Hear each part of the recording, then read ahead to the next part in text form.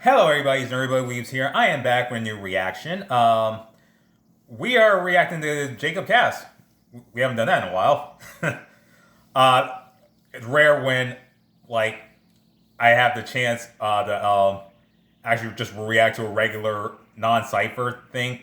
And it's not that Jacob's only good content in ciphers. It's just that, like, when it comes to stuff like this, sometimes I have to go in my what I'm more familiar with, but also one of the few times I did react to was non-cipher reaction.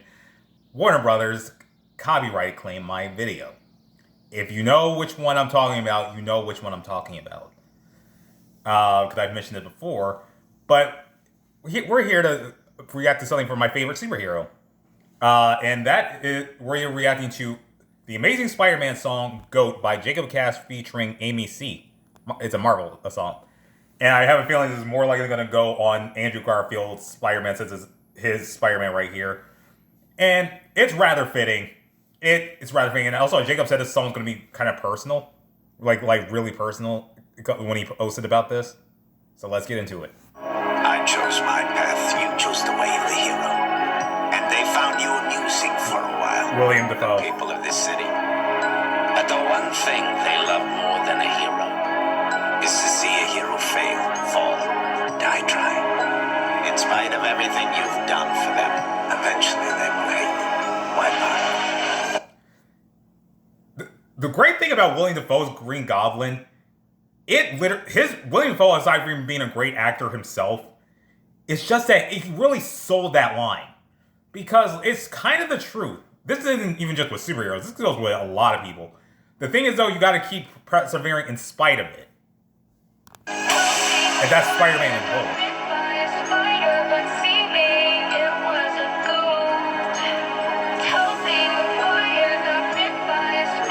They all got bit by spiders.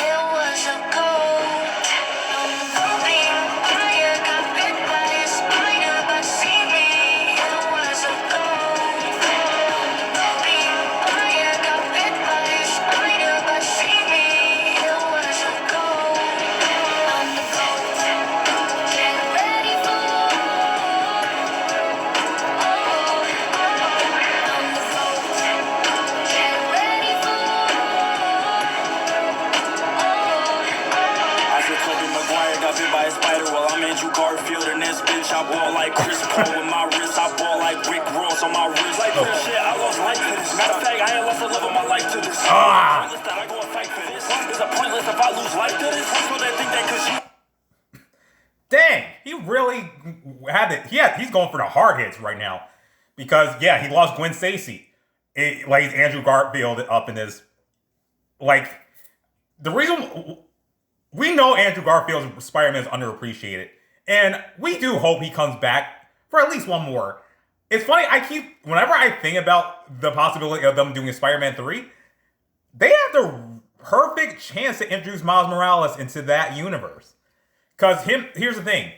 You can get a young black actor to play Miles Morales. Because Andrew Garfield in real life, he may not look it, he's in his 40s.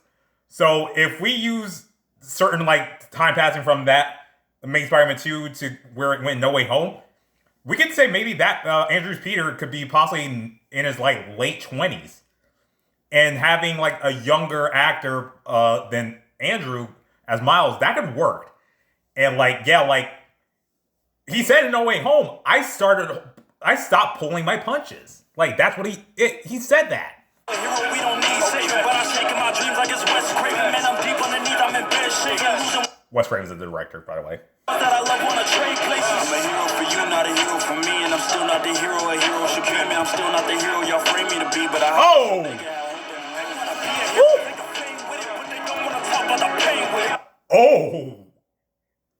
Cats, you are going in on this and speaking so much facts.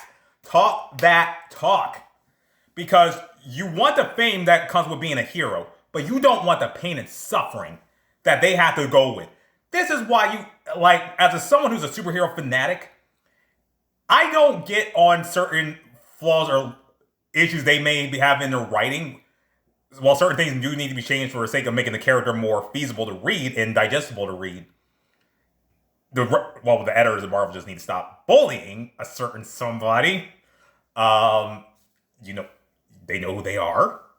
I'm talking to you, Zeb Wells. Because here's the thing, Peter has one of the worst superhero civilian double life situations, period.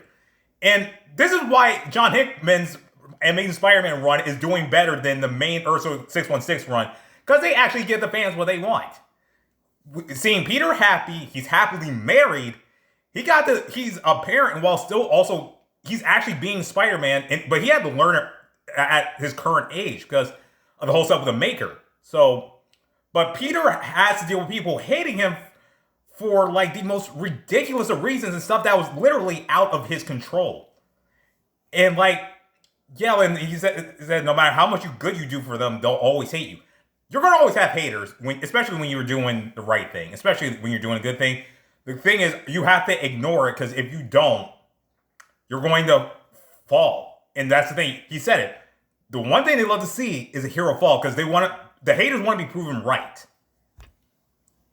Okay, man, if life was a street, I ain't never looked at both ways. But if I just get it and go, they wanna be me, but everything that glitter ain't gold. This gun will never get old. Smiles on my face is the people who light up my soul. I take on my enemies, harness my energy. Still standing tall if they try to belittle me. Giving the world something that they will never see. Showing the haters someone they will never be. I got my family, we got a different type of synergy. We got a different type of identity. With great power comes great, you know. Responsibility, obviously. Amy, you are killing this hook.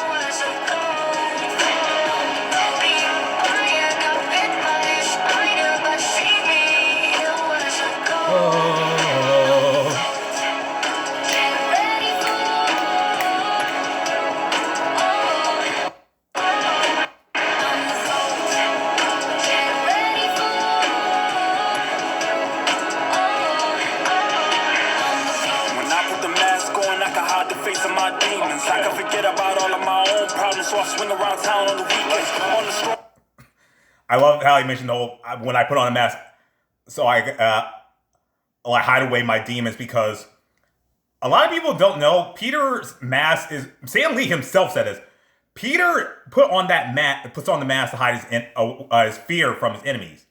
But I think when he got more experience as a Spider-Man, it no longer became just that, unless it's probably a newer enemy, but it helps him. I think I've always looked at this, when he's Peter Parker, he's kind of like, can be a bit awkward, a bit like, he kind of like doesn't like fully do what he does as Spider-Man, but when he's Spider-Man, he's able to let out his corny out, his energy. Granted, his whole jokey demeanor is essentially a way to take down his enemies a lot faster.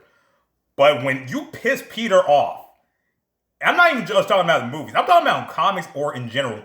When Peter's pissed off, oh, he's pissed off. You're talking about the same dude who stripped to his draws and literally pimp slapped Kingpin mercilessly and easily.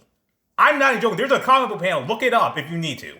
Again, I'll be doing better, but it's temporary on the weekend. Cause I'm fighting villains in my waking life, then I'm fighting villains when I'm sleeping. It's never an end to this. We all deal with that. So when I stand, man, I stand 10 tails. Man, I get stuck in a never-ending fight with my life, so I never been worried about foes. See, I ain't never worried about him, and I would never ever worry about them.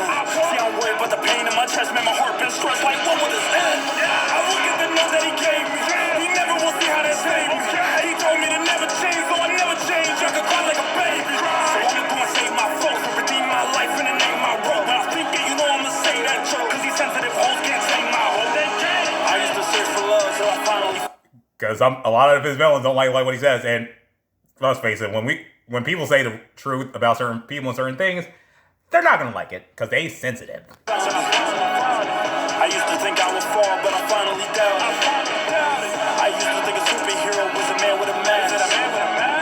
But I think a superhero is the man without. Let's go.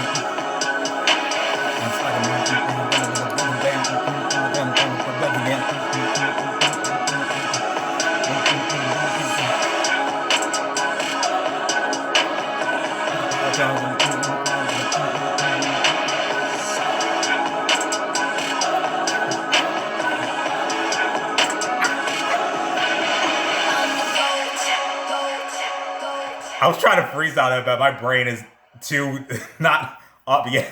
My brain is not up. It is really not up for this right now. And it's been so long since I've actually tried freestyling. oh my god. I actually really enjoyed it. And I also appreciate when Cass does Spider-Man tracks because that's my favorite hero. And again, it's not surprising that he used Andrew Garfield because Cass knows how to do stuff with darker versions or just dark characters in general. And it just works out for him. And he was spitting talks because, again, he said it was personal. So maybe the stuff that went on in Andrew Garfield's Spider-Man, he could correlate that into his own life.